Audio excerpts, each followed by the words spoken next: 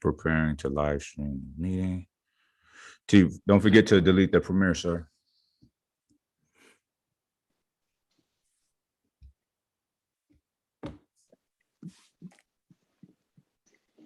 All right, and I think. Oh shit! Hold on. Rob, can you hear me? I got you. Okay, we're live. Let me see. Make sure. T, make sure we're not like it ain't private or nothing. If you can hear me, in a young sir. Somewhat of a rough start. Okay, we're live. I see we're live. Oops, I'm turning shit off. Okay, we're live. Sorry about that. Dang, man. All right. I'm just sending this out. Fuck it. You know, I'm gonna do I'm gonna put the link on you on Instagram real quick. All right, I'll share it. All right. Let's see here. Yo, disregard the Premiere link. My man Rob Bailey's right here. And we are live right now. So swipe up and you can see us, hear us, chime in, all right, on the discussion.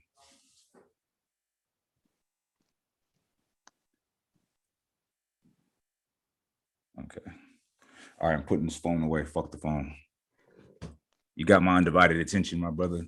I'm gonna share it. Or maybe I'm not gonna share it. It's not coming up. Oh well. Here, oh, you know what? I could text it to you. Oh, okay. Oh yeah, because I got it saved. Look at all that. We got all the technology. Mm-hmm. All the technology. Boom. Bro, you got. Boom. You got the old school alert. You got candles going? Yeah, I don't change that. I'm not fancy. I do. This candle is excellent. Honey. What candle is it? Apple honey butter. It's called richly scented candle. You know what? If you started a candle company, I would buy all your candles. You know what? I'm kind of thinking about it because I love candles. I love candles, bro. And I feel like you would all the candles that I would want, you could curate that for me. Like I trust you. We have similar sentiments on a lot of things. Yeah. You know? I think everything almost. Yeah, pretty much. Yeah, I don't think we'll be arguing too much today. Right. We never argue though. I don't think we've ever argued. You know what I'm saying? No. I don't think so. Not that I remember. I did ask you a question though one time, and you was like, "I'll get back to you on that." Oh shit! About the mask. It was like last year and the oppression. Okay, I got you. What was the question? But nonetheless, fuck it. Let's get started. Yo, what's up, everybody? It's your boy Mike Rashid. I have a special guest, my homeboy, a good friend of mine, Mr. Robert Bailey. Hello, everyone. Robert. Can I call you Robert sometimes? Robert, yeah. I'll be Michael. You sound like an adult. I like it. And what's your middle name? Brandon. Brandon. I don't see Brandon on you though. Robert Brandon Bailey. Brandon. Hey, Brandon. I don't know. It's cool. But anyway, what's up, bro? What's your middle name now? It's Rashid. So Mike Rashid King? Yeah, Michael Rashid King. I like it. All right. Mm-hmm. I wasn't sure if there was another name hidden in there I didn't know about. Nah, that's it. Yeah. All right. I don't plan on having no more kids, but if I did have another son, his name would just be King, just one word, just the last name. That's the only word, King. That's it. All right. You know what I'm saying? I like it. Yeah. It took me a second to think through it, but I like it. Right. So what's up, sir? I'm gonna sit back at the microphone. Doing the thing, man. Doing a thing. I'm building this building. Mm-hmm. It's a lot. It's a lot, man. How big is it? It's not that big. It's 18,000 square feet in the back, but it's real tall. So we can go 4 pallets high. Okay. And then the front is 12,000 square feet. That's big.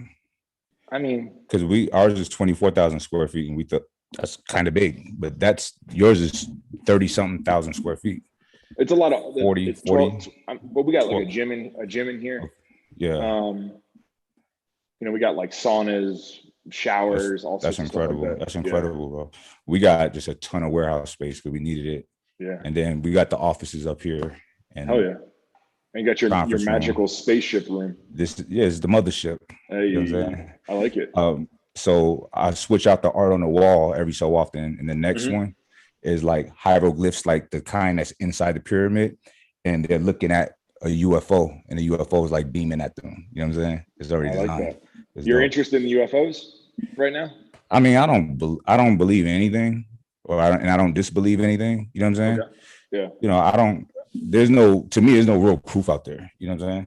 But I'm not saying that it's not out there. Shit ain't out there.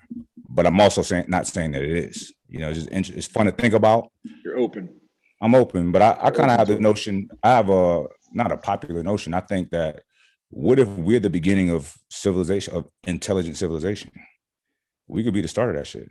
That's true. Like, why not? I mean, when you really get a scope of the vastness of the universe, it's like impossible to know if anything's out there. You know what I'm saying? It's too much. Right. But it's interesting because there's a lot of resources being spent on trying to figure it out. Mm-hmm. Space Force. Now that's not what they do though. This is interesting. Very interested in them. What they do is important. All right, so this planet's been here for a very long time, right? Mm-hmm. So there have been life here before us, the dinosaurs, right? They got wiped out with an extinction level event, right? An asteroid, a huge asteroid, right? It can happen again. Most likely it will happen again. It won't destroy the Earth, but it'll destroy all the life on the Earth, or most of it. So what they do is they're monitoring space as much as they can, to where if they see something that's potentially coming this way, they'll try to deflect it. Hey, Bruce Willis. Is that what he did? Is that what the vibe was? I think Bruce Willis, he was an oil driller, and he was at Armageddon. I might have seen it, but it's so long ago. I seen it whenever it came out. There was a comet headed towards the Earth, and they got oil drillers, and they shot them in a rocket, and then they landed there, and then they drilled in, and I think they blew it up before it blew the Earth up. So sort of like that. Okay, that makes sense. Yeah. Because here's the thing: what people don't realize, comets hit the Earth all the time, meteorites, all of that shit, but they're not that big, or if they're kind of big, they get broken up by our atmosphere. But there was a fairly big one, and somewhere in Eastern Europe, like 3 years ago. You can go look the shit up on YouTube. It's fucking mind blowing. So it came down so fast, you see it before you hear it. So people are like fucking, because it's pieces, right? Because it breaks up, and people are like at the windows, like, what the fuck? And then the sound wave came maybe 30 seconds or so after. A lot of people went blind because the glass, they're standing outside, you know, went into their eyes, a lot of injuries. This shit's wild. This shit could happen, bro. We're on a ball in the middle of space with a lot of shit happening. You know what I'm saying? Yeah, it's a lot, man. It's a lot. It's very, when you really think about it, it makes one feel very insecure. You know what I'm saying? Because we're literally just sitting on a ball. Yeah. There's nothing holding us in place. You know what I'm saying? Yeah. And it's like it makes you feel like what? Because I was talking to somebody, a friend in my house the other night, and he's a flat Earth guy, right? Oh, I got one of those. Yeah. So he was, and once again, I didn't pull my phone out and try to prove anything wrong. He's just hitting me with flat Earth stuff and hitting me, and we're spinning 14,000 miles when we feel it, and like, blah. I'm just like, oh wow, that's interesting. That interesting. Oh, huh, that's interesting. Right. And I was like, well, why? If the Earth is flat and they're trying to hide it from us, then why? I asked the same question. So his answer was, oh, it's the devil. Oh man. And essentially there's good and evil, right? Mm-hmm. And the best way to trick everything is for evil to get us to not believe things, right? And I was like, oh, okay, cool. Didn't take any of the conversation serious. And then the next day when I woke up driving to work, I just had this like, why am I even here feeling? You know, like what are we even doing? Listen, Rob, I'm gonna depress people right now, probably, but when you strip everything down to the bare bones, right? And basing off of information that we do know that there's evidence of, right? I'm not saying that this is it definitively, but the evidence so far, if you really look at it, we're here by accident, right? Yep. We're lucky as fuck to have we have a robust cerebral cortex with fucking so many neurons, way more neurons than any other creature, right? What happened? You hear that? I hear it, yeah. That's the devil. Oh, that's my phone. That shit's crazy, bro. My phone just started playing. Technology, man. Whoa. Anyway, anyway, so we were like all animals on the planet were just primitive. We were primitive at some point. We weren't the strongest. We were never monkeys, but we were monkey-like fucking things. We shared trees with chimpanzees and shit. They were way stronger than us, like they are now, even though we're bigger than them. Yep. They forced us out of trees, like, get the fuck out of here, right? It made us more clever. We had to, we were on the savannah plains, hiding from lions and shit and looking for food. So it added a level of stress that we had to adapt to that they didn't, right? Mm-hmm. And then one lucky motherfucker figured out how to create fire, how to start the fire. That is the biggest technological revolution known to man at this point right now. Mm-hmm. They're working on that God particle shit, the Higgs boson smashing atoms. Yeah, is nuts. But fire, us being able to control fire, huge. Yeah, I mean, that's how we develop these kind of brains that we have that no other creature has. That was a fucking accident. You know what I'm saying? Mm-hmm. So listen, look at all the life on this planet that's ever been on this planet. As far as we know, it's all primitive. It's just survival. We have computers. We're magically talking to each other. Like you're hundreds of miles away from each other and we see each other. Magic is real. This is it. This is magic. Bro, I'm still blown away by TV. Like that you can see people on that. When you really think about it, that shit blows me away. You know what I'm saying? I don't know how that works. I don't even know how music is on a record player. A needle and then the sound is anyway, it's above my pay scale for me to understand that shit. So look, bro, we can go into this shit all night. But me and you, so I'm driving one day and we was on iHeartRadio, and then your podcast came on when I was a guest last year. Okay. Yeah. So whatever streaming platform you use, it distributes to all the platforms. Shit you never even heard of, probably. Yeah. Same with me. So I'm like, oh, I heard, okay. So I listened to it because I never listened to it outside of us talking that one day. Yeah. So for y'all listening, don't know what the fuck I'm talking about. Rob Bailey had me on his podcast last year. It was in the thick of a really vehement political climate. Yep. This was post George Floyd killing. So people were protesting, people were rioting. It was a lot of tension in the country. And we had fucking COVID. We had the elections. Mm-hmm. It was fucking hot. 2020 was a hot year, you know? Yeah. So, Rob, you tell them why you wanted to talk to me in particular. So I think I'm trying to remember back. I think I just had questions, right? Because that was like one of the big things for me was posting that black square for me, and not feeling good about it, right? Like I posted it and I didn't feel good about it, and I think as it's weird to even say this, but as a white male, I got a lot of like weird feelings I got to figure out, right? So like whenever I see anything happen, like, I have 10 different feelings. And I started to, I guess, realize that, I don't understand everything, just like, nobody understands everything. So I more or less wanted to have a conversation with someone that I respect, right? And I respect the shit out of you, and you're a friend, and I feel comfortable talking to you, even if it's in front of whoever we're in front of right now. Right. I feel comfortable having a conversation with you to where like I'm not going to misstep or someone's not going to take what I say the wrong way. So I just want to get a different perspective. You know what I mean? I know that like you and I have had completely different lives, but at the same point in time, a lot of our lives are the same. Like essentially you and I agree on everything. Like I think the times that you and I have not agreed on things, I'll say what I think and you say what you think. And then one of us is going to take the other side and sort of go that way. You know what I mean? Like, I can't remember a time that you and I have ever been like, nah, fuck that. You're wrong. I'm gonna believe what I believe. And there's, so I sort of just, I know there's a lot of angst and there's a lot of shit going on, but I just didn't understand it. So I wanted some insight from you. Right. And I really appreciated that. It's interesting because when I listened to it, I'm like, fuck, I was talking a lot, but it was a lot on my chest, And no, I know. and at that time I found myself, I felt like I was like there's a dam and I'm constantly plugging my finger in holes, because to prevent the water from, just completely erupting the dam.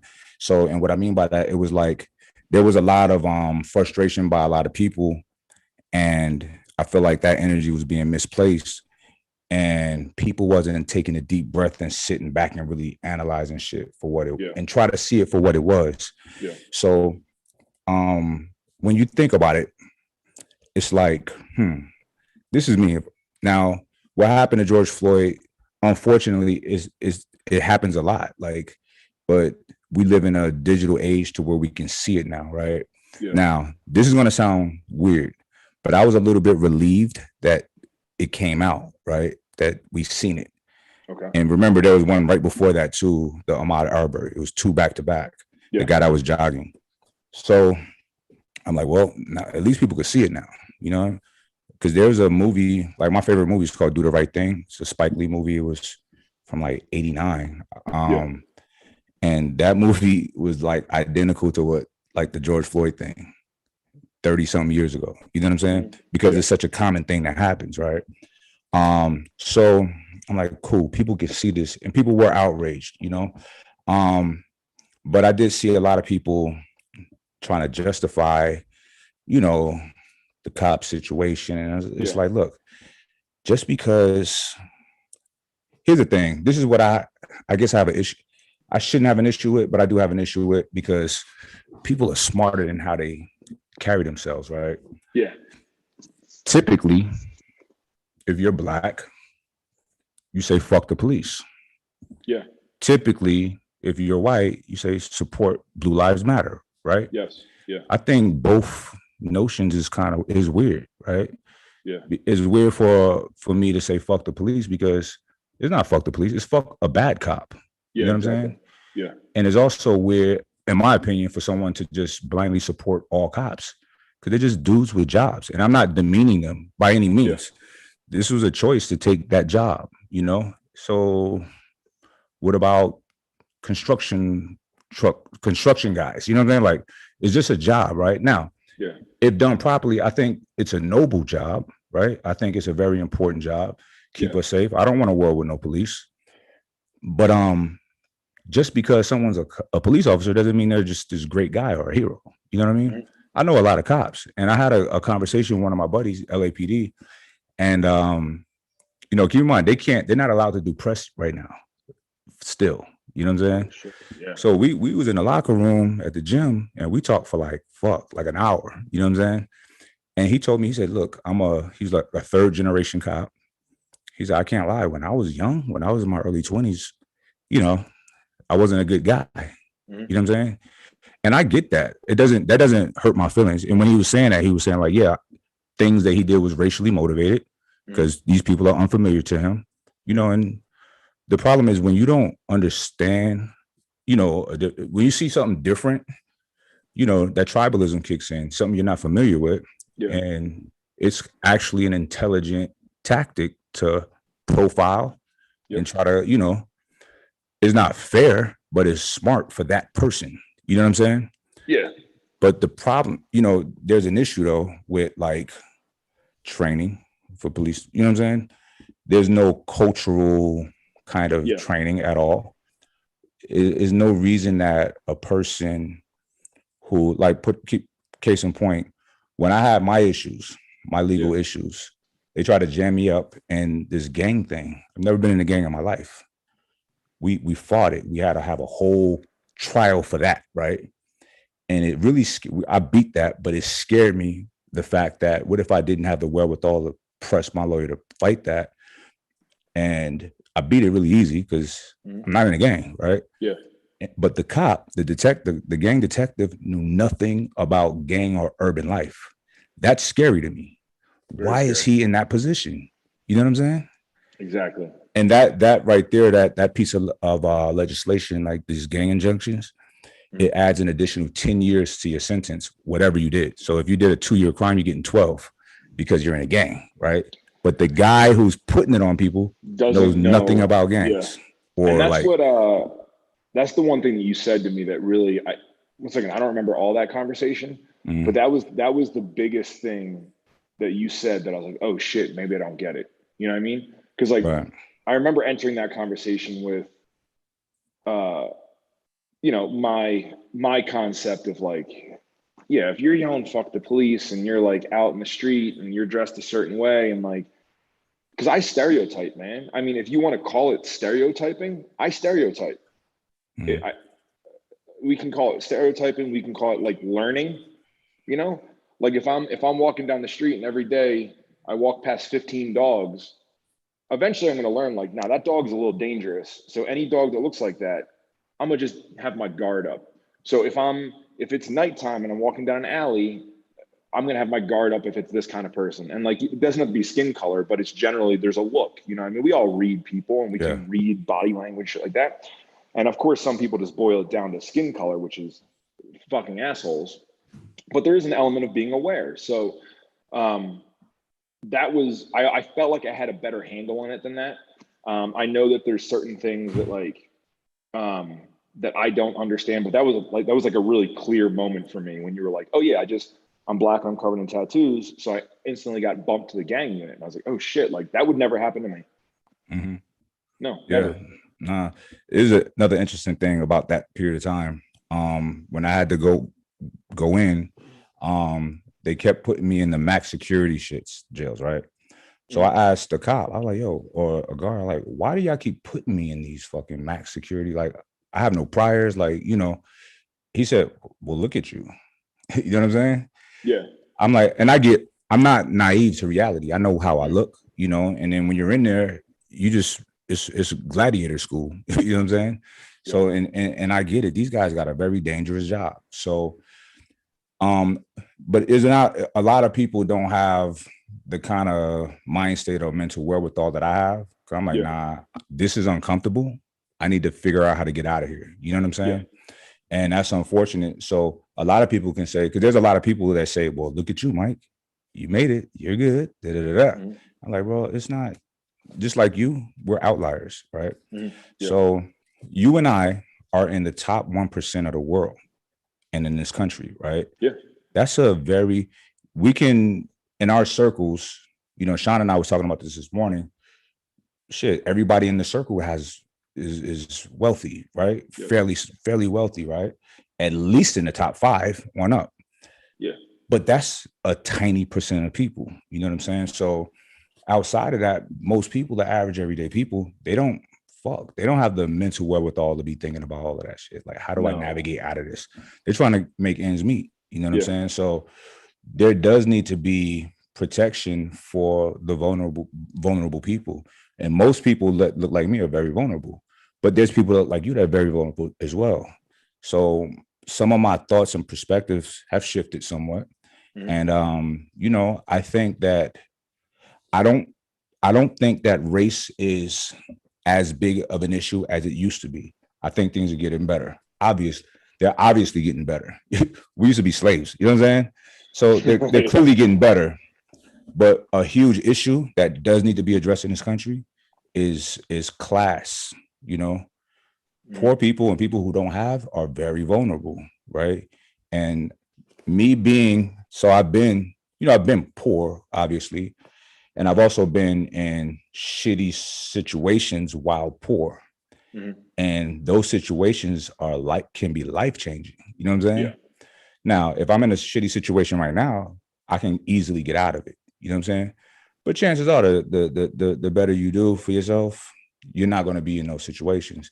Yep. Case in point, I've done my fair share of racing up and down PCH in my Lambo, right? Mm-hmm. I've never gotten a ticket. I've been pulled over. I've never gotten a ticket. I have cops saying like, yo, bro, I like this fucking car. You know what I'm saying? Exactly. It wouldn't happen if my status was a lot lower. If you're in a 94 Accord. Correct.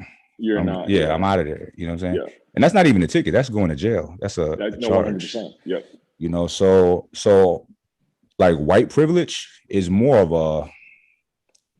a status privilege, a wealth, an economic privilege. You know what I'm saying? Your social status. Some people will merge the two together, and I think there's legitimate reasons for that because there's way more wealthy white people than wealthy black people. You know what I'm saying? Yeah. So the lines are blurred a little bit. You know what I mean? Yeah. And that's something I understand too. Like, it's so weird. I mean, even though, like, I think my staff is probably fucking 90% white, but even seeing a lot of the way that like what they do with their money compared to what I do with their money, it's just a simple like I see people going out to eat every day, and I'm like, whoa, like, man, save that shit up and buy a house. Right. Like, why is that not?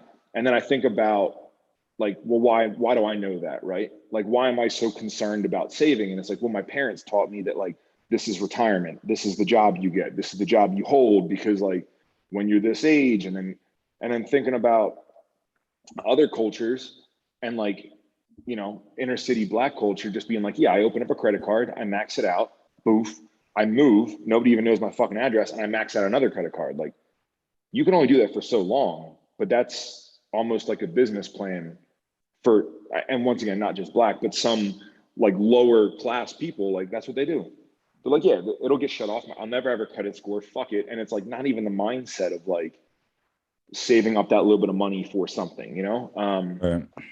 So like, yeah, not learning that. But what I am concerned about, and I think I skimmed your post, skimmed what I was tagging or something today, was like, the biggest thing I'm concerned about now is, yes, there's, and I'm not really intelligent, but I'm resourceful and like I'm open-minded, which I think is essentially intelligence. Mm-hmm.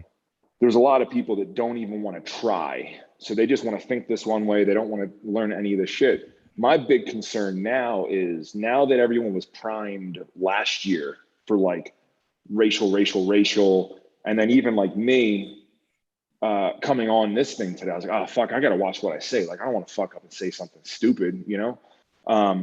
It's like not even feeling I can talk freely because I'm a straight white wealthy male. I'm literally the fucking devil, right? Mm-hmm. So like, nervous I'm gonna say something. The rest of America is like also scared to say shit, and then everyone else is being victims. And now I feel like a lot of it's an opportunity to take advantage of people that don't really think and just want to follow groups. And it's the intelligent people that are, you know, just trying to make money and power,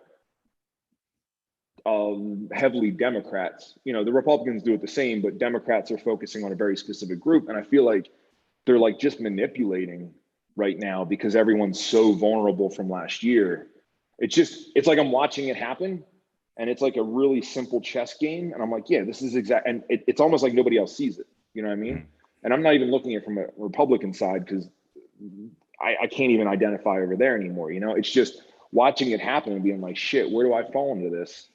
Right. Like, so everyone's just going to take an advantage of right now. Let me say this. So one thing you said is very interesting, right? You said, you know, I'm a wealthy white man. I'm basically the devil. I can't say anything. Now, like I tell people all the time, fuck the narratives and the notions. They're false, right? Yeah. And there's a narrative and a notion that people like yourself have adopted, which is false. And that's thinking that Black people think that wealthy white men are the devil. You know what I'm saying? So I don't think maybe I should have clarified that. I don't think it's Black people. Okay. I think it's because so I do this online too. Like if I ever get in any kind of like comment battle with anyone who's generally not white, I DM them my phone number right away. I'm like, yo, let's fucking talk. So I've done that a lot. Okay. Where like I just go on a call with a fucking Black lesbian and I'm like, hey, cool, you ask me anything, I ask you anything, let's do 1.5 hour. So I do that a lot. Yeah. Just because it's like that's far away. But if it's a white dude or a white, fuck them. Like, but I feel like weird extra liberal or whatever you want to call it, white America is like trying to fight for everyone else, and they're the ones spinning that wealthy white man fucking thing. Like, see, I don't think, and they're dangerous. They're very. I don't subscribe to that. There's all right. So are you know who Malcolm X is, right? Yeah. Okay, so you know why Malcolm X got killed? I'm assuming the same reason everybody else gets killed, because he's making too much of a positive change and speaking the truth. Correct. And unless there's another narrative, I don't know. No, that's it. But more specifically, he was a black leader, right? But when smart white people start hearing his message and like, yo, this guy's right, got to get him out of here. Because black people alone can't do a whole lot, right? But white people can. You know what I'm saying?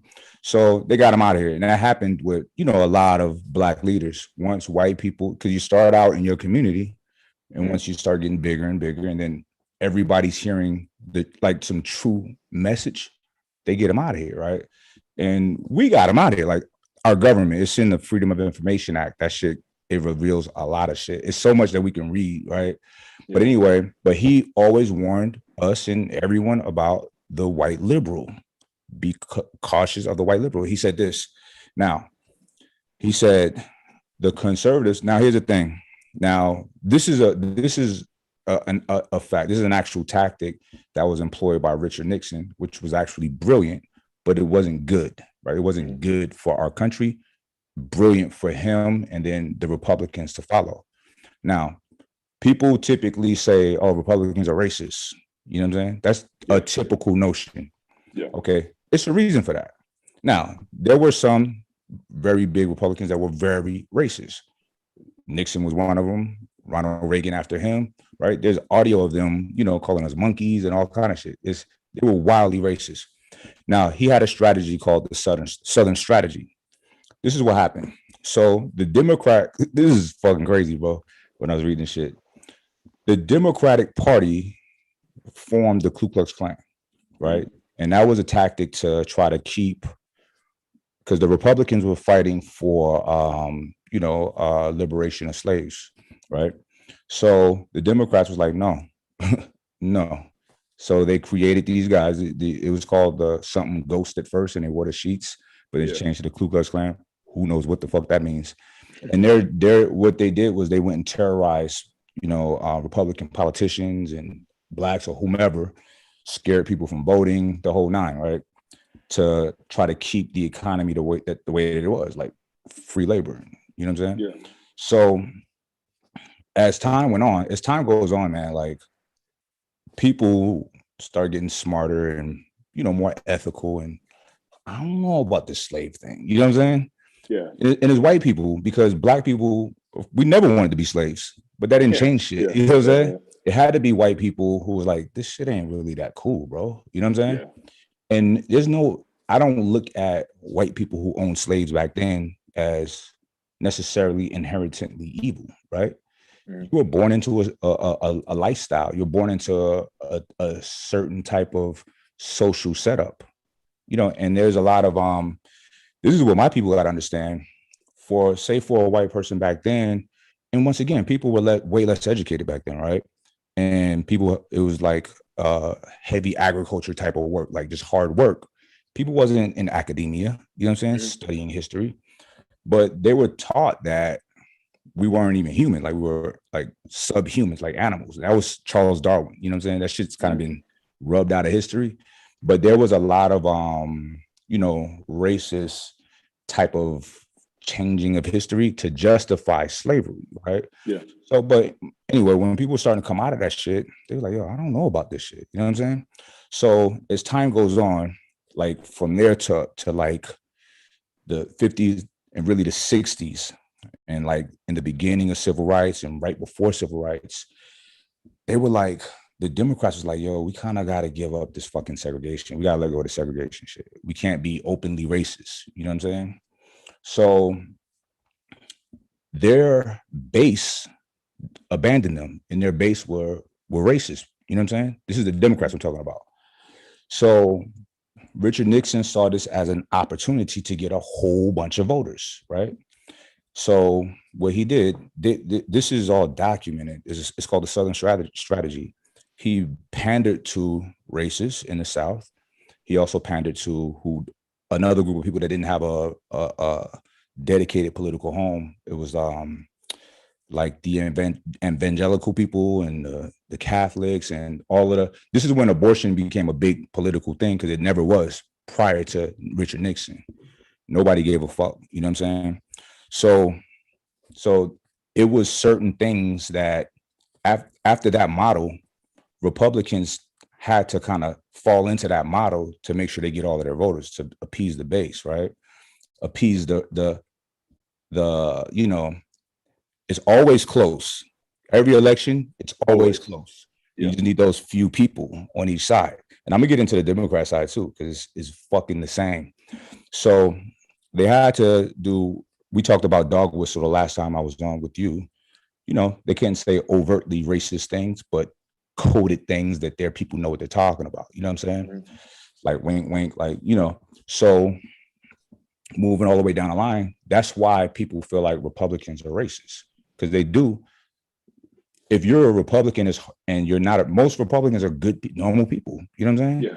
So it's hard to be like, yeah, it's a lot of racists in my party. You don't want to accept that, but it is what it is. So, but they're being pandered to, you know what I'm saying? Mm-hmm. Now, on the Democratic side, it's no different. They don't give a fuck about black people, but they're pandering to black people. You know what I'm saying? They have done nothing for black people. You know what I'm saying? Yeah. Literally. So they've actually been very, the acts that they've done, especially from the 80s and 90s, were so damaging to black families. It's going to take generations to repair. You know what I'm saying? It's because before all of that shit, it wasn't this big disparity of broken families. It wasn't like that before. You know what I'm saying? Mm-hmm. Black families were intact. You know what I mean? But when, you know, you got people like the Clintons, like Hillary in specific, deeming us as what was the term? Super predators. And, yeah. You know, and you remember Cops, the show Cops? Mm-hmm. That was a marketing tactic to show how dangerous black men were. So it was petty crimes, right? With our shirts off, running from the cops. You know what I'm saying? That's what I grew up watching. Yeah. That shit is scary. It's like, it gets into people's mind. It even get into black people's minds to be afraid of black people. You know what I'm saying? Uh-huh. And the reality is, we're no dangerous than anybody else. You know what I'm saying? So, but that shit, it you know, and you know, there's been things that's been, you know, cocaine pumped into the inner city. Like, black people can't afford cocaine. You know what I'm saying? Okay, well, this is how you make it affordable. You know what I'm saying? So it was an articulated plan, and a lot of that shit had to do with people on the blue, right? And I'm not, for those listening, getting their feelings, I'm not a Republican. I'm not a Democrat either. I'm just a human being. You know what I'm saying? I don't give a fuck about either side, because as far as I'm concerned, it's two sides of a coin. You know what I'm saying? It's all money. It's all money and power. That's all both sides are after. They don't give a shit about us. Here's the caveat. Everybody gets their pennies in a bunch when it's election time for the president, right? Couple things I wish our people would consider. One, regardless of who's president, it doesn't really affect our lives. You know what I'm saying? It just doesn't. It really fucking doesn't. You know what I'm saying? Two, the federal government has very little power. Our federal government is like a notch above the monarchy in London. It's almost like a show, right? This is why President Trump was so frustrated his 4 years, because I can't get nothing done.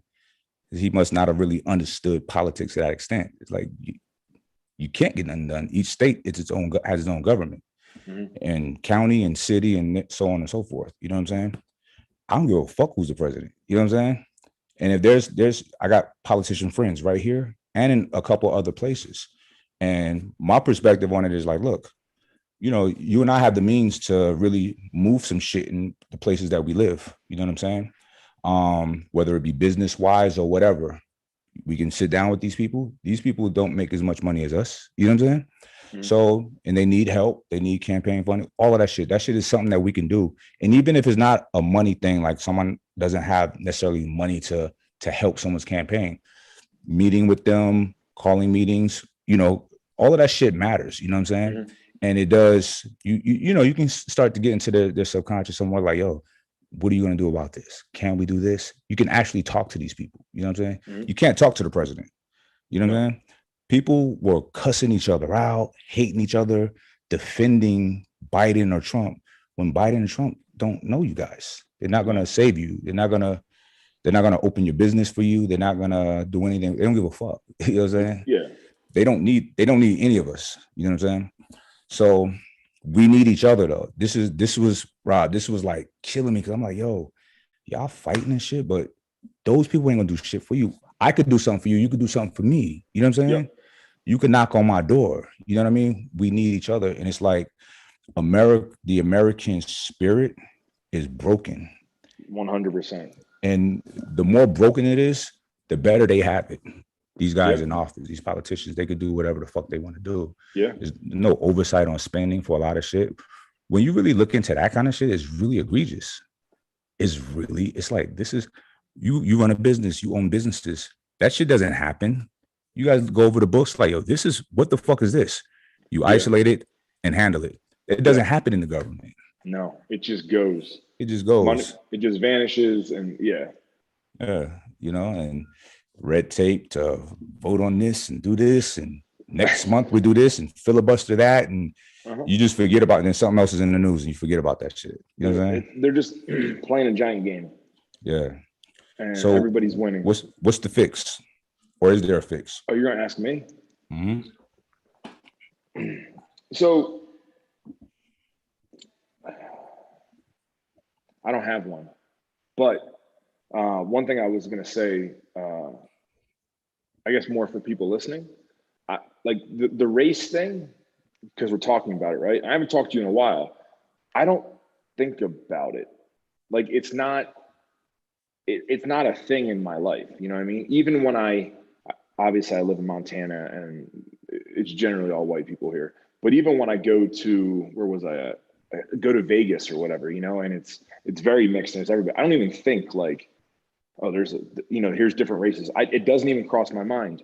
The only thing that makes it cross my fucking mind is this phone, because people sharing shit and like, you know, I end up having to unfollow people or block people because I'm like, you guys are just always sharing that like fucking poison that like, it just sparks those things. I mean, same reason, like I went through a little while ago and unfollowed 1,000 girls because every time I open my fucking phone, there's an ass. And I'm good all day, man. I fucking work, I'm doing my thing. But when I open my phone, there's an ass, even if it's not front of the brain, it sparks something in the back, right? Sure. Yeah. Like I want to follow cool cars. I want to follow architecture. And that's what I'm starting to fill up, because I realize like when I see that ass, I'm like, oh, but it sparks something back here, right? Which I don't need sparked. So right. It's that stuff on that's where it's coming from for me. And like maybe it's good that I'm aware, but it's not providing solutions. It's literally just dividing. And then the big thing I'm worried about is how things are getting censored and how the big media companies and tech companies are covering things, right? So something even like that I thought was very clear. I saw it in Atlanta with the voting, right? Mm-hmm. And how they were like, oh, you know, it's IDs, it's giving people water and like, to me, it's clear as day. It's like, well, yeah, you can't give people water in line, because if you're pushing an agenda and you're walking down the line being, who are you voting for? I'll give you a water if you vote for, like, yeah, we need to just keep as much away from that, keep it as pure as possible. Like, you can't gift people, and like, to prove who you fucking are, yeah, like there's one side, but then the other side spins it as a different thing. And when you wipe it all away, it seems pretty simple, right? But depending on who you're following on social media, or if you're watching The Daily Show or whatever, it makes it really muddy and they spin it super fucking hard. And that's what everyone's doing right now. So between that getting shared, different things getting banned. I mean, even with the COVID thing, you know, with watching how that's being like twisted, and it's very strange, man. And it's, I want to just not look at it and pretend like it doesn't exist. But then I also remember that like, oh, I'm pretty intelligent. And there's a lot of people like my mom's she's feeding into the craziest shit on Facebook, because that's where she gets her news. And if she goes by how many people like it, and oh, well, it must be true because 1,000 people liked it. It's like, that's no. Mm-hmm. And no, so I mean, I don't have an answer. I'm just explaining I don't have an answer. I feel very uneasy. Because even though last year calmed down, same thing I said earlier. I think we're so vulnerable right now that, like, we can be manipulated, and I think the masses can be manipulated. You know what I mean? Right. Nah, I do not disagree with you, sir. This is what's unfortunate though. Let's say those people that's going out handing out waters has an agenda, right? Yeah. It doesn't take away the fact that in those areas, especially big cities, is where most of my people are at, right? That's why, like big metropolitan cities is heavily concentrated with blacks, right? And there are certain things that make it more difficult for us to do certain things like voting in certain places, and a lot of us ain't got the means to travel, whatever, or if we have to stand on lines. If somebody has to stand on a long line and a dickhead is trying to give them water and trying to like smooze them, it doesn't take away from the fact that this person might be thirsty. And it's just a nuanced thing, bro. It's not simple. It's not black and white. You know what I mean? Because there are, bro, there's a lot of fucking issues. You know what I'm saying? There's issues. I think things are getting better. I'm saying that openly, right? Okay. It's going to take time. It's not overnight. You can't expect that, right? And I tell people that all the time. But it doesn't take away the fact that there are issues. And I don't subscribe to a victim mentality, but I also don't let people shame me or other people that happen to be fucking victims to certain things. Okay. Yeah. It's not cool, because listen, there's certain people like what I was talking about, like last year, I asked the mass, the oppression thing. And I seen a lot of white guys saying, yo, this is oppression, right? And I'm just like, bro, like, let's talk about oppression. You know what I'm saying? So here's a thing where someone is infringing, you feel like your rights are being infringed upon, right? Yeah. And rightfully so, right? I'll be a dickhead to say like, nah, it's good, bro. This is a fucking mask. Like, come on, man, tough it out. It's worse shit. I won't do that. I won't do that. I'll never make, and people that want to wear a mask, I don't give a fuck. You know what I'm saying? I never wanted to wear a mask. You know what I'm saying? When there were mandates for masks in certain places, my shit is down here until somebody asked me to, all right, my bad. You know what I'm saying? Yeah. They leave, I'll bring it right back down. But what people do, I understand how vulnerable people are. And yeah, there are a lot of people like your mother and my mother who believe the shit that they see because it's published. It's like digital. It's there. It's real. You know what I'm saying? That shit is psychologically, it fucks with you, with people who don't create the shit that we create. And we know this could be manipulated. All right, you can run ads for this. You know what I'm saying? People don't really know, bro. So I don't see like people that become overweight and obese. It makes sense. Like, I don't look down on them. Like, food is good. We getting fucking chemicals in our brain rewarding us when we eat. There used to be a scarcity of food. That's not the case no more. It makes sense for people to get fat. You know what I'm saying? Yeah. So it's the same with people getting fat mentally with bullshit content and media. They don't know how to censor that shit out.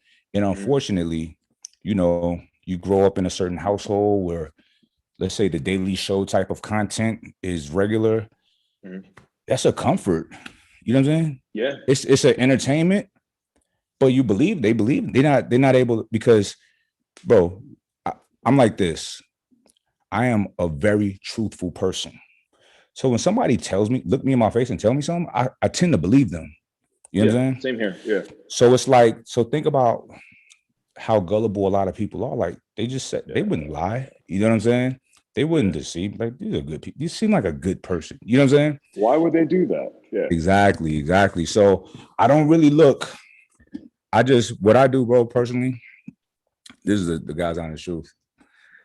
I just fucking focus on my shit and my circle. Now, when I have the opportunity to drop a rational perspective on people, I'll give it out there, but I'll never tell people do this or do that, or I don't get into anything real heavy with people because, look, there's a lot of things that I don't know, right? So there's a lot of pain that somebody might have that doesn't relate to me. I'm never gonna like shit on it, because on my side, there's a lot of pain that I may feel, or people that look like me may feel, that a lot of people are shitting on. You know what I'm saying? And I'm like, yo, that's not nice, bro. I'm thinking that, you know what I'm saying? There's a lot of things that I won't say publicly because I know it's going to hurt a friend of mine's feelings. You know what I'm saying? Yeah. Even if it's true, or maybe I don't even know, or it's hard to figure out.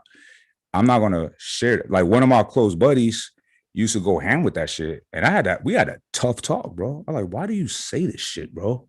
Yeah. What do you fucking know? You know what I'm saying? Do you work for the government? You know what I'm saying? Yeah. So, and I had to tell him, like, bro, the shit that you be saying, it really triggers me. You know what I'm saying? And I wish it didn't, but it really bothers me. It hurts my feelings because I care about you. I wouldn't do that shit for people you cared about or people you subscribe or whatever. You know what I'm saying? Yeah. Bro, let me tell you how empathetic I am. I dated a girl a couple years ago that was shitting on Dana. Mm-hmm. We stopped talking over that shit, bro. No bullshit. I'm like, yo, why would you say that shit? Yeah. You're not thinking about that. That's my friend that you're talking about. You know what I'm saying? Yeah. Fuck what you feel like. And you're wrong. She was saying some shit that she could not possibly know. You know what I'm saying? Yeah. But that shit ended because you're not a good person. You know what I'm saying? To really jump out the window on some shit you just don't know, even if you knew and you see it's bothering me, it is not important to either one of our lives. Why are you doing that to me? Like, you know what I'm saying? So I distance myself from those kind of people. You know what I'm saying? But there's a lot of people, bro. I just try to like. And I'm not one of those people that need to please everybody. I don't give a fuck. You know what I'm saying? But there's a lot of people I care about, like you or whomever, who we come from different backgrounds. And I might not be as sensitive to something that you are. So I'm not gonna walk on that rug. I'm gonna leave that alone. You know what I'm saying? Yeah. And I'm always open. Because here's the thing with me, bro. I like to fight. And I'm not saying like physically fight. I don't like fighting, but I like to fight like a good fight. I got to work that shit out. You know what I'm saying? And I'm down to fight shoulder to shoulder with anybody getting fucked with, anybody getting bullied. You know what I'm saying? Mm-hmm. I don't know why. Like, it's not even my fight, but I be there. You know what I'm saying? Yeah. Yeah. No, I mean, the same thing. I like to fight against things. I say that all the time. Right. Like, right. And fight's an aggressive word, but like competition, right? Like I can't just run out there and be like, oh, this is challenge things. Challenge. And a lot of times it's myself. Like I'm over in this other building running, calling myself a bitch, yelling at myself. Right. Recently I figured out that the treadmill, and it's partly because I'm so heavy, I'm 265, 270 right now, but the treadmill can't go max speed. So anything over 10, if I run, the tread can't actually keep up. Okay. So like now I put that thing at 11 and I'm just yelling at the treadmill, like, you can't fuck with me, treadmill. But like I need something to fight with, you know what I mean? And it's to stand next to somebody to fight. But I think the same thing, like I think that you and I understand competition, like obviously, right? Right. But I think the average person, or not even the average person, people don't understand competition because they don't understand how to perform. So I think a lot of times when they choose their fight, the same way you're choosing fights for the right reason, a lot of people just choose the fight for what's around them. Whatever's presented. Whatever news they see. And it's like, well, a bunch of people like this. So yeah, fuck that. You know? Right. I mean, I got a lot of heat the other day. I ate at Mar-a-Lago, right? Which like, you can't get in there. You just can't. It's not somewhere you can go eat. They only have 500 members. Like, so Singerman got in and he's like, you want to come? And I was like, like all political shit aside, like, fuck yeah, I want to come. Yeah, for sure. That's a big deal. It was a private rented out thing. He's one of 46 presidents. Exactly.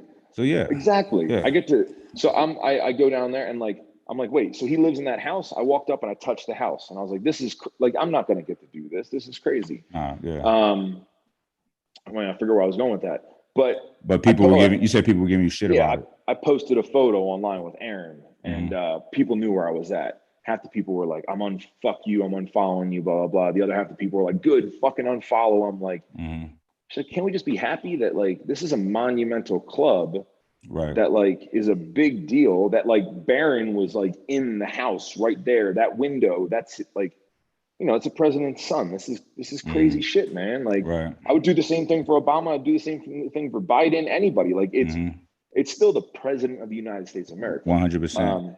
I know we have the freedom of expression and shit.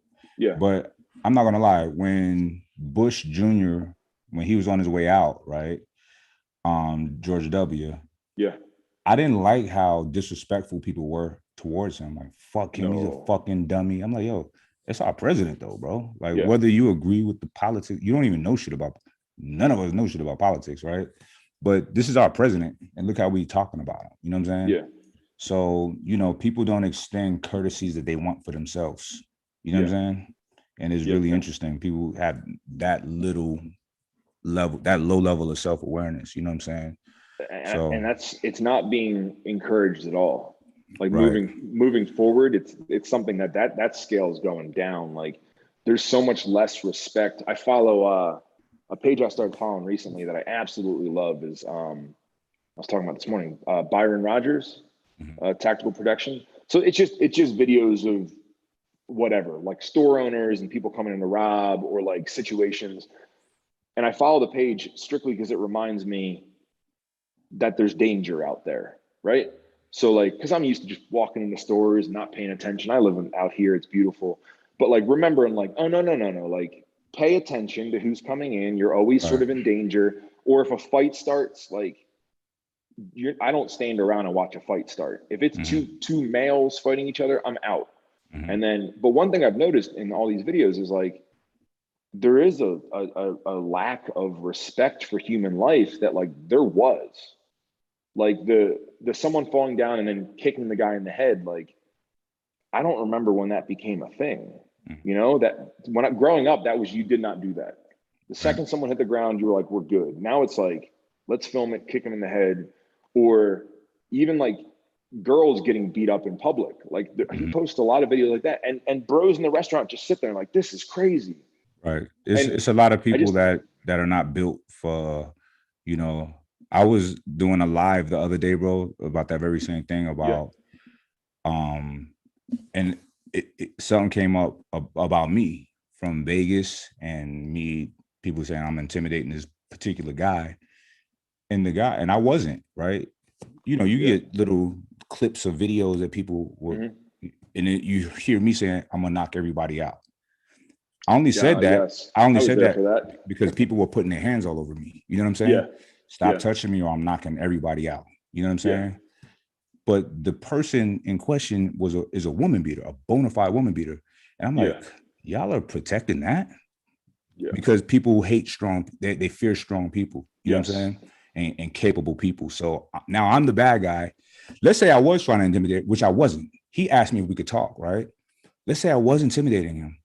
I should be trying to rip his head off.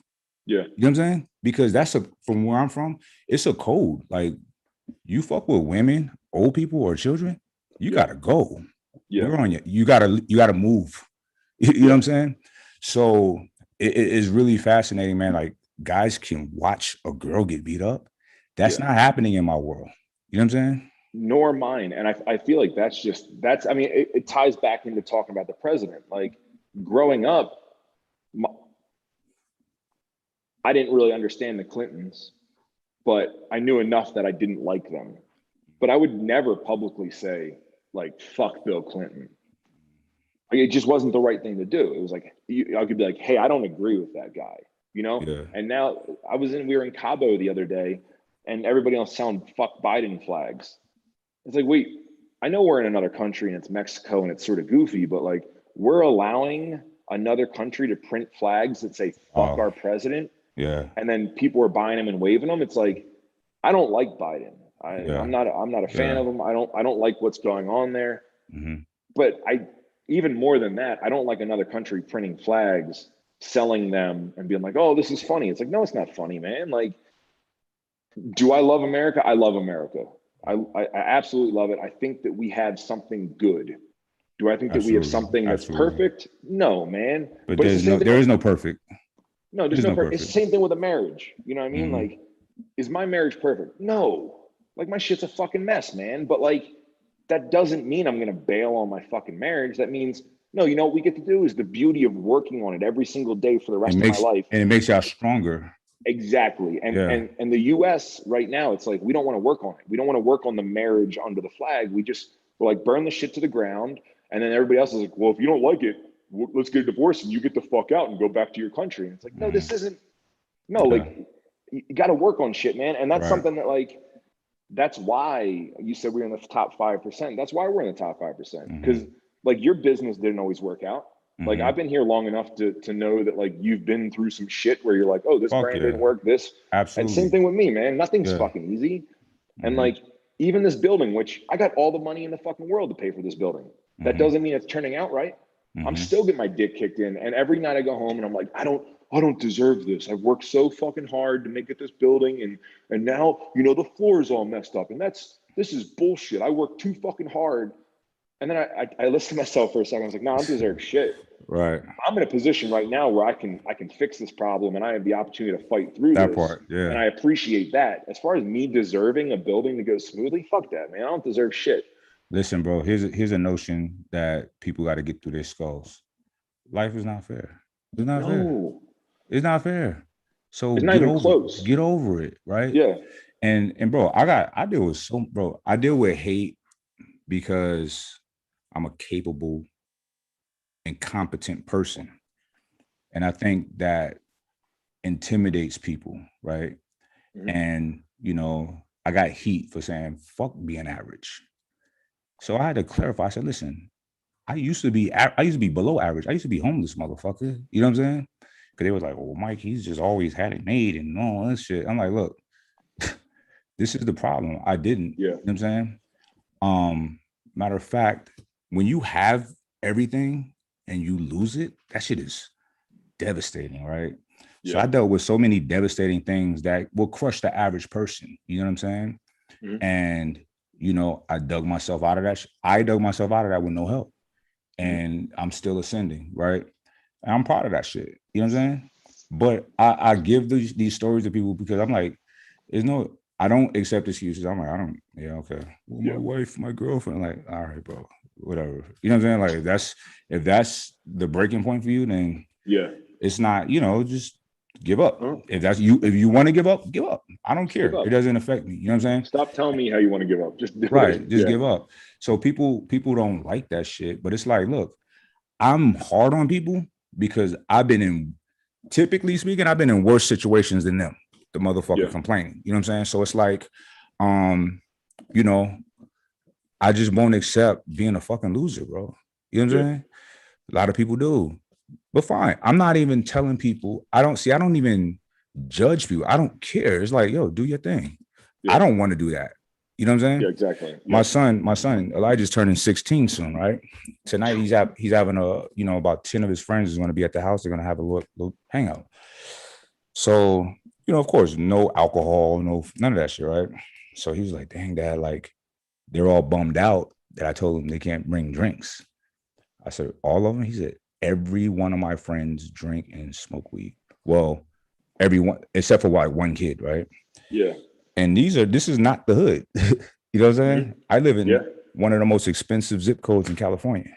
Right. And I'm like, well, son, listen, you remain being the way that you are, because one thing about me, I didn't do none of that shit either. And it's not like that's a death sentence that fucks you up. I know plenty of people that made it. But my little weird path, I was just scared of that shit. You know what I'm saying? Yeah. I didn't touch anything till I was in my 20s. You know what I mean? So I was just fucking terrified of that. Like, I'm gonna die and this shit, and my brain is gonna not work. So I said, son, stay different. You know what I'm saying? Because now, like, I was different then, and I was weird, right? Yeah. I'm weird now, but people like this kind of weird that you are and that I am. You know what I'm saying? And I think about, like, you know, friends of mine. You know, I seen a guy that I love to death. You know what I mean? We met in college, and we was tight all through our 20s. And you know, then life goes different places. Yeah. And this is no shade to him, but I asked him, like, yo, we were sitting there, he's at my house, we were sitting there talking. And I said, how much do you make a month, bro? Like, what's, you know? And he said, about five grand. And I didn't react, right? I was like, okay, that's what's up. But in my head, I'm like, no fucking way, bro. You know what I'm saying? But it's like, the weird guys is going to try to get more, just figure it out. Yeah. The normal shit is just, this is my job. I'm going to stay here and hold it down. And you know what I'm saying? And that was one of the biggest things that shaped me, other than sports. Sports for me was amazing. Especially because, like, I did live in, I wanted to say this earlier, I lived in like a very generally like white school. I mean, we had black kids there, but the black kids were more on like the white side of typical, you know what I mean? Right. So like for example, our basketball coach before we used to travel to some schools, he would sit down and be like, all right, listen, so there's a thing called culture shock. He's like, we're going to a high school right now where everyone in the stands is going to be yelling at you. If something happens, they'll run off the stands and run onto the court. It's going to be aggressive. Right. And what I can't have you guys doing is seeing it for the first time and not even expecting it or not knowing what to do, you know? Right. People aren't going to sit there politely and go like this, right? Like it's going to be intense. So like we had to have those speeches before we went everywhere. So sports for me, like going to other essentially like schools or cultures was the shit. The other thing was when I was 15, I turned straight edge. So no alcohol, no anything, no substances, right? So I wasn't even doing caffeine. I wasn't doing painkillers. I wasn't doing anything. So like I wouldn't take Advil. If I got my tooth drilled, no Novocaine, nothing, do it.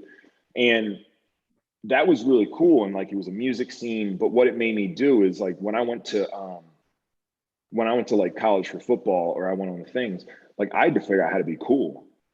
Like everybody else went there and they're like super nervous and they're like, well, they just get smashed and then they get to be however they really want to be. So like I had to learn how to like show up to parties and be like, all right, how do I have a good time being sober? How do I still interact with all these people?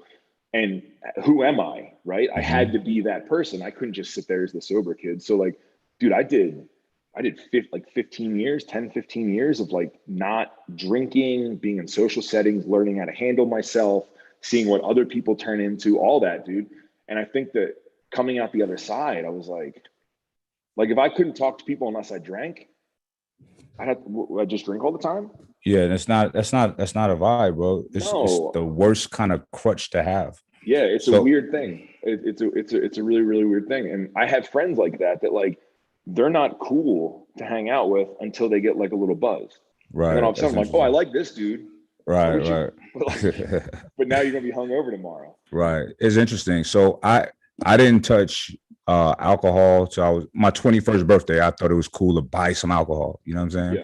And I drank when we would go out to party, but only like to party, right? And I never was into weed. It was just too powerful for me. It made me all the bad symptoms. You know what I'm saying? The bad side of it. So I never got into that. So, and no drug at all, right? So when I went through like before I met you, when my life just went to shit, right? And I was homeless, all of that shit. I just like I have no business trying to drink and hang out and shit. You know, like what are you talking about? You're a loser. Like get your life together. So I hadn't had a drink from like 2008, maybe 9 until 2019. Oh wow. So I was on such my life was so like I had to get my shit together, bro. You know what I'm saying? It wasn't even a thought like, yo, I want to drink. Yeah. It was like the last thing on my mind because I equate like drinking. Listen, I'm open to whatever now. You know what I'm saying? But I'm okay with that because I'm so grounded. You know what I'm saying? Yeah. So but I also equate all of that to like end of the night on the weekend. Now I can let my hair down. Work's done, everything's done. All right, let's fucking enjoy ourselves. You know what I'm saying? Yeah. So and it's funny how you said like no Advil, all that shit. It's fun, like my oldest son, I remember he's like, Dad, I got a headache. I need a Tylenol or whatever. I'm like, when he's like 16, I'm like, bro, drink some water, bro. You know what I'm saying? Like, cause I never had none of that shit. Like that wasn't even a reality for us growing up. Like Advil, like Tylenol for your head. What? I was scared of every kind of pill. I thought that was just some adult sick shit. You know what I'm saying? Yeah. So I just never fuck with that shit. But anyway, but it was never even offered to me. Like in the black home where I'm from, cocoa butter and water and a nap. That fixes everything. You know what I'm saying? Yep. You get shot. You get shot, some cocoa butter and drink some water. Take a nap. But I didn't even have band-aids growing up. Yeah. That's a luxury. That's something that like because it heals. It heals. So like, and I used to get really hurt, right? But it was always use paper towel and tape. I was like, there we go, we're good. And that was my whole life. So even now, like we came up similar, bro. Yeah. In this warehouse, people are like, "Do you have the first aid kit? I need a Band-Aid." I'm like, "For what?" And they're like, "Well, this." I haven't got there yet. So we came up very similar, but here's a little bit of a difference. So I grew up in Brooklyn, right? Yeah. And I grew up in Brooklyn in the 80s and 90s. And that was the worst period of the history of New York City. It was called the crime wave, right? And it was when cocaine came into our city, was out of control. The mafia was trying to hold on to their power. You know what I'm saying? Yeah. Blacks and Latino like gangsters was rising because they're now making money off the cocaine, which wasn't there before. And it was just like, I lived in, middle class neighborhood, but in a middle class neighborhood, every night you hear gunshots. You know what I'm saying? Yeah. So it was just so normal. You know what I'm saying? So like in the streets, like the sidewalk, it's like little squares. This is no exaggeration. In the cracks for the squares, there's crack vials. No space. There's that many. Literal epidemic. COVID is not an epidemic. That crack and cocaine in the 80s and 90s was an epidemic. I lived in it. I was amongst it. You know what I'm saying? The house that I lived in helped corrupt my neighborhood, my block, because they sold drugs out of my basement, right? So I was exposed to a lot of shit. And but as a kid, children are very fucking resilient. You know what I'm saying? Yeah. It didn't break me. It was like, it was normal. You know what I'm saying? Which it shouldn't have been, because I believe children should be fucking safe and cozy and onesie pajamas, root beer floats. You know what I'm saying? Yep. The shit that I did get with my grandparents. You know what I'm saying? So, but I was exposed to a lot of shit that did kind of harden my exterior. And so a lot of shit doesn't surprise me. So when you see those fights and all that shit, bro, I'm used to that. I'm used to being on school buses where on Friday, like when I have family down south, right? So I hated it down there, bro. So we go down there, and one year, I think it was like 6th grade, my mom wanted to move out there. So I'm in fucking Florida. We was only there for a year. And on every Friday on a school bus. So this was in the deep South, a city called Sanford, Florida. You remember Trayvon Martin? Yeah. That's where that happened. Sanford. It's just, it shouldn't even exist. They should wipe that shit off the map, right? Yeah. It's just is really like inbred, black and white inbreds. You know what I'm saying? Like just stupid people. So, and I don't even care if they get mad. You know what I'm saying? That's how bad that's how bad it was there, bro. Like women would brag about being on sex, like they rent is $20 because they're on Section 8. Like, you know what I'm saying? It was just bad. Yeah. I remember going in there, as an older guy, we out there just visiting or something, and me and my buddies going to 7-Eleven. I'm asking, excuse me, where's your restroom that night? She was like, it's in the back, but you can't take merchandise. I'm like, you work at 7-Eleven, lady. Like, you know what I'm saying? What am I going to steal out in here? You know what I'm saying? It's just bizarre. Yeah. It's just over the top nutty, that little city. But anyway, that year that I lived out there, it wasn't even a full year, but it was during the school year. On a school bus, bro, every Friday without fail is a fucking fight, right? Yep. And the bus driver was mean as fuck, Mr. Jackson. He's a mean, hard man. I love that you remember his name. But he didn't give a fuck about us on a Friday. Everybody out there, the sound was numbing how loud everybody was. You know what I'm saying? Yeah. And I'm just sitting there. See, this is funny. I'm like the white dude out there. You know what I'm saying? Because it was there's interracial culture shock as well. Yeah. Back then, the South and the North didn't fuck with each other. Like we looked at the South as like they were stupid, and that's not a cool perspective. But that's just, I was a kid. What else did I know, right? When my cousins would come up and trip out on the snow, I'm like, it's snow. Like this is stupid. You know what I'm saying? Yeah. But there, like I didn't relate to nobody. We talk way different, right? Mm-hmm. And so I just be sitting there like, this is like help. You know what I'm saying? Over the top madness on the fucking bus, and the bus driver didn't give a fuck. Yeah. He probably just wanted to get off and go drink and chill. You know what I'm saying? Go home. So, so I seen a lot of shit, but so when you see all those fights when I got whatever that guy posted, I'm like, I'm used to that shit. You know what I'm saying? Yeah. And these areas it is no police. There is no police. You know, they're not fucking with us like that. Like in that, so we lived in the project. It was called Seminole Gardens. They called it Bokeh for short. It was so many murders that we all knew about, and nobody ever went to jail. Nobody ever went to jail, bro. I'm gonna tell you how crazy it was, Rob. Every day you see like little pickup trucks coming in, not like the sturdy big one, like these little small cheap bullshit ones. Yeah. And there's a white guy, and he's going in and talk to ladies. It was always like insurance salesmen selling life insurance to the mothers because boys died so often, often, bro. You know what I'm saying? Yeah. So I know a lot of people I know got killed. You know what I'm saying? Yeah. So, and my mother to this day has life insurance policies on me because of that. Like she's just so used to that shit. You know what I'm saying? Yeah. It's just, you know, so different parts of this great nation. Mm-hmm. And I do think this is a great nation. It's not the best, not like good and great is not synonymous. Yeah, we don't have it all figured out. This is a great place and a very dynamic place, but there is, and once again, where that was at, it wasn't just black people, it was white people too, but it's poor people. You know what I'm saying? Yeah. Very, very vulnerable, all getting fucked over. You know what I'm saying? Yeah. Nobody cares. No one cares about poor people. No. You know? No, that's the legal system, how much money you need to get out of something. Like that goes to show you right there. Mm-hmm.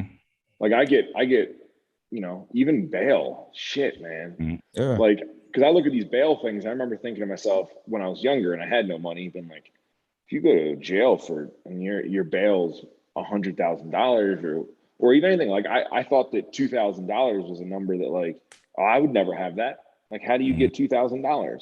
And now I look at it and it's like, well, yeah, I mean, I'll never spend a fucking night in jail. Like my brother will show up and get me out. Right. But it's a different. I was in there with people, bro. My bail was $500,000. So yeah, you know, but luckily I had it. But you only pay 10% in collateral, but that's still $50,000.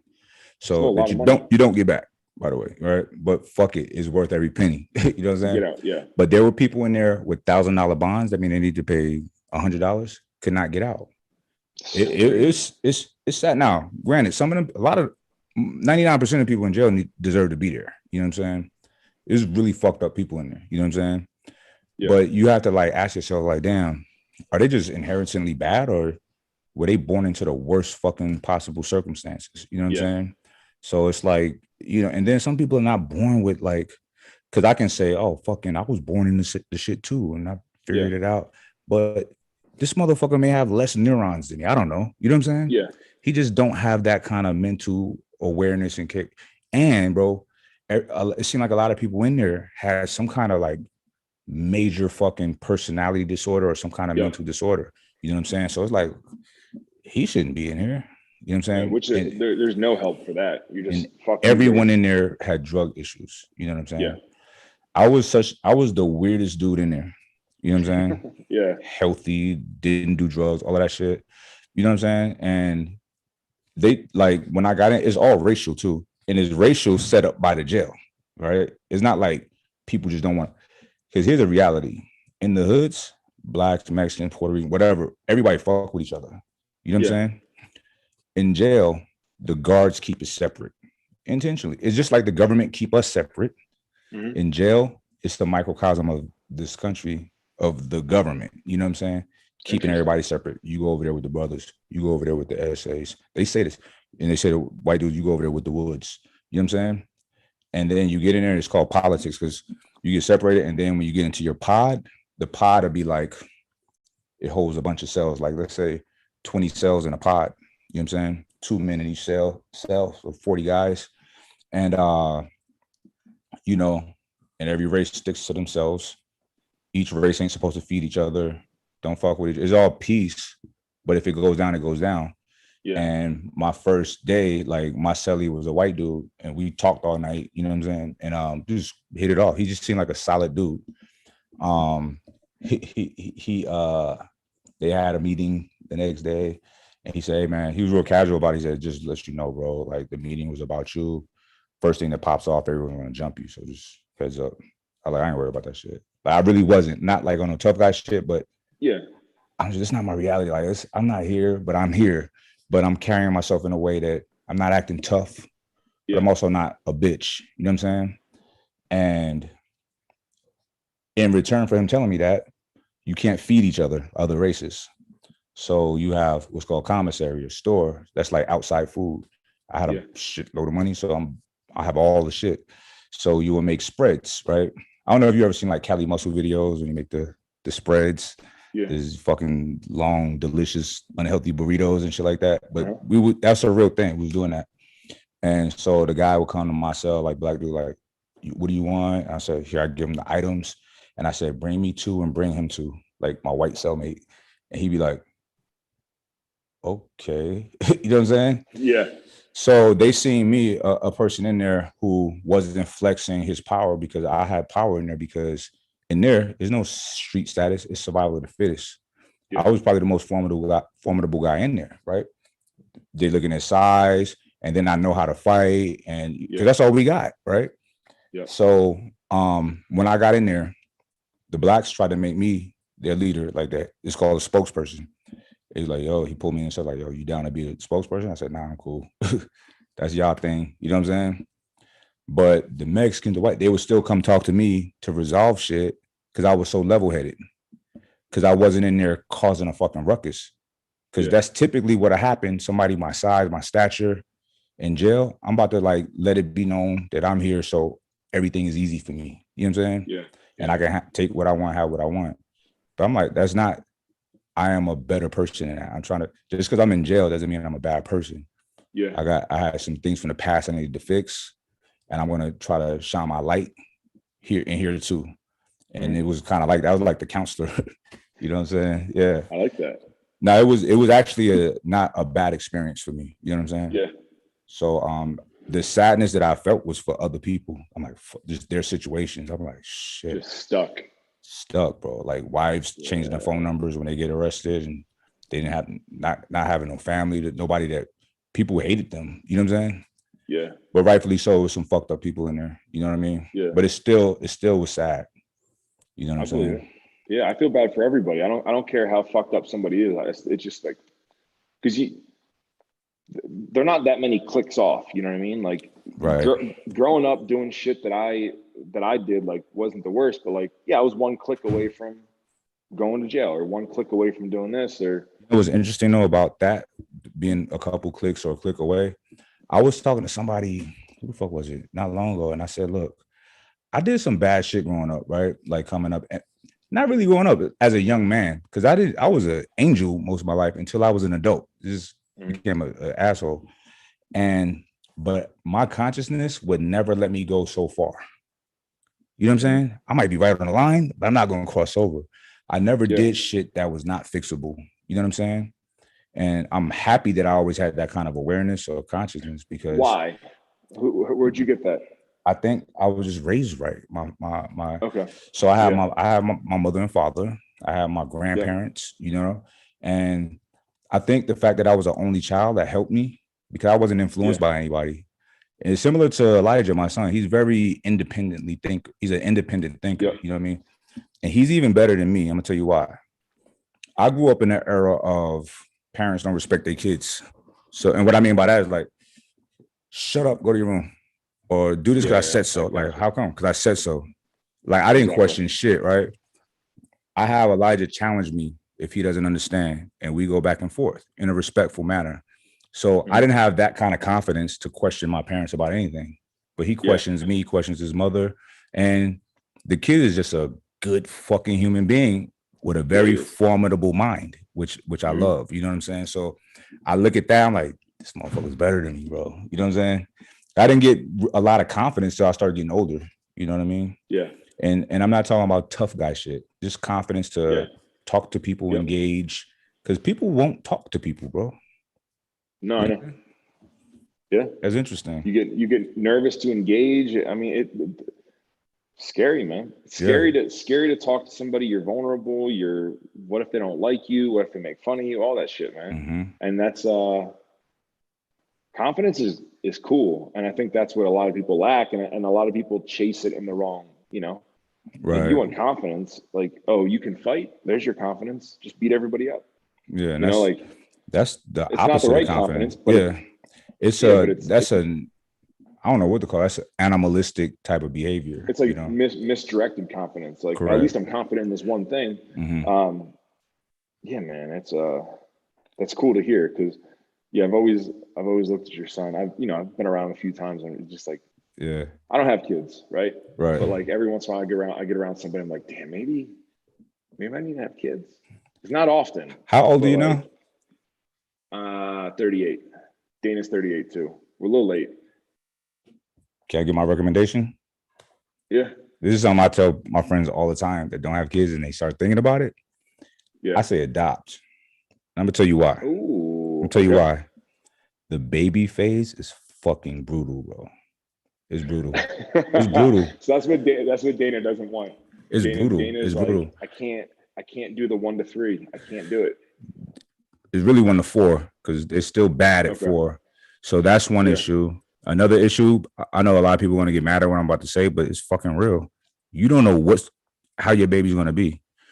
You don't know if they're going to have some kind of mental disorder. You don't know if they're going to be deformed or whatever, or just a fucking dighead. Like, that's a real thing, right? Number 3, there's a lot of cool kids that don't have forever families, like homes. Yeah. You know what I'm saying? And that's something that's on my radar, in a few years or so, like when my kids are just gone. Because I've been a father all my life. And I think it's cool the fact that I have the opportunity to try to train somebody up to be a good person. You know what I'm saying? And I just have this belief, like the love that I got from my grandparents and the coziness I got from them, every kid should experience that shit. You know what I'm saying? Yeah. So for a kid to be, in a foster home and his brothers and that one, they're not together. I see myself like, all right, let me get y'all too. Come on, y'all good. But they gotta be like 7, 8. You know what I'm saying? Yeah. Out of that little baby phase. You know what I mean? I can't. The baby shit is honestly rough. never even thought of that. It's an easy way to do something really dope for somebody in need. Yeah. You know what I mean? And we got access, bro. We got you hire an au pair. It's so easy nowadays. So, that's something. I got kids and I'm still gonna adopt, in a few years or so. Because I think kids are dope, bro.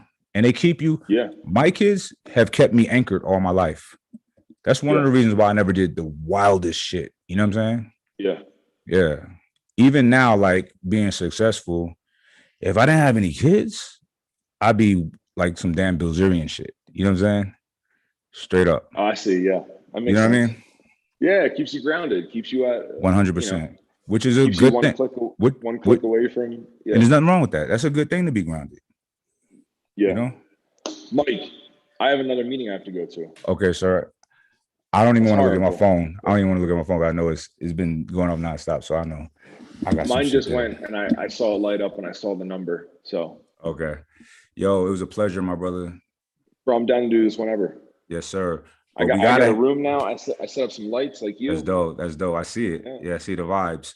We got a link though soon, man. Like I want to come out here. I have 2 to 3 weeks left on this building. And right now is like really crucial parts where I got to make sure the builders don't leave prior to things getting fixed. So quick question about this, right? Because we didn't have any issues building this shit, right? Yeah. One small problem, the cabinets were too low. We had to get that redone. Yeah. That was it. What is it about your contractors? Is it the area? Is it what is it? So we built from scratch, like dirt. Right. We did too.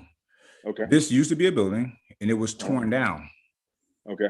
So we saw specs of what it could possibly be. And Sean and I was in here just putting fucking beams together on the floor. Like, this should be here. So we built this bitch. You know what I'm saying? Yeah. We didn't really have any, maybe California's a lot of fucking talented contractors. I don't know. So one, we're in the middle of nowhere. And then 2, a lot of the mistakes, I gotta watch what I say because it might not end pretty. All right, don't do it. But also yours is more intricate. Ours is intricate. A lot of it was laziness. Okay. That like for me, it's pretty obvious. Like, oh, you guys are just lazy, or lazy, or spread too thin, or whatever. They just didn't take the project serious enough, right? Okay. So a lot of those things are coming back to bite us, you know? My contractor still comes every now and then and hangs out. He's like, I love it. I love what you guys did here. He's a cool ass dude. You know what I'm saying? Yeah, mine aren't going to. Mine are gonna sign off on this project, and we'll never see each other ever again. Oh shit. Okay. Yeah. But keep in mind, ours is a lot simpler though. It's warehouse and then office. So we don't have gyms. We don't have all of the shit that you guys have. Showers. We don't have that. Yeah, bathrooms. I'll come out in 2 weeks. After the next 2 weeks, I'll be good on this bill. I'll come out. Sounds good, my brother. All right, thanks for having me, man. Hey, give Dana my love. Tell the team I said what's up. I will. And I love you, my bro. All right, brother. All right. Love you, man. Thank you for talking. Likewise. All right, later.